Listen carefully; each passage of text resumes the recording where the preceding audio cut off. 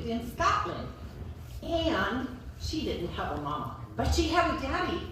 And she called him Daddy. But everybody else called her Daddy.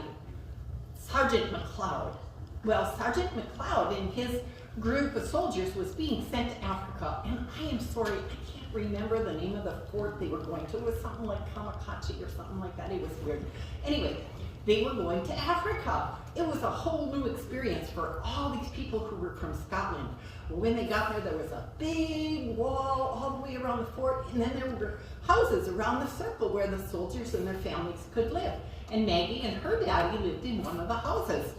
Maggie was a good little housekeeper. She would make the beds and she would keep the house straightened. And then sometimes she would go visit the neighbors and play with their children or watch Mrs. Murphy's baby. But most of the time she was at home. And she knew that it was getting close to time for Daddy to come home. So she cut up some potatoes and some carrots and some water and made a soup. And then she it was all done, it was warm, so she left it on the stove and turned the burner off, and she set the table. She put a bowl for Daddy and a spoon for Daddy and a bowl for her and a spoon for Daddy. And then she looked in the cabinet and she saw, oh, there was the vase. Normally in Scotland, she would go out and pick bluebells and real pretty flowers and put a bouquet of flowers on the table, and she thought, there must be flowers in Africa. And so she thought, oh, I better get my bonnet because I don't want my freckles to get any darker, because she had lots of freckles. She got her bonnet on and she started walking toward the gate. Now by the gate there was a thing that looked like a phone booth. You probably don't even know they don't even have phone booths anymore. But it was this little house where the soldiers stayed to guard who went in and who went out of the fort.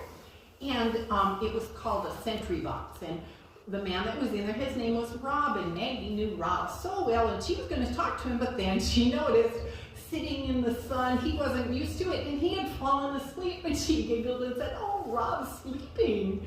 And then she snuck past him and she went into the woods. Well, Maggie was used to Scotland. She didn't know that in those woods that there were lions and tigers and pythons. And so as she walked along looking for flowers, she saw a pile of stones and she thought, oh, I don't want to get lost. And so she filled her apron pockets with these little white stones. And when she remembered, she would drop some of the stones, but she didn't always remember. But she was so busy finding beautiful flowers. And then all of a sudden she realized she hadn't been dropping stones for a while, and there was a pond there, and in the jungle, it got dark in a hurry, and it was getting very, very dark, and she thought, oh dear, what am I going to do? I'm not sure which way to go.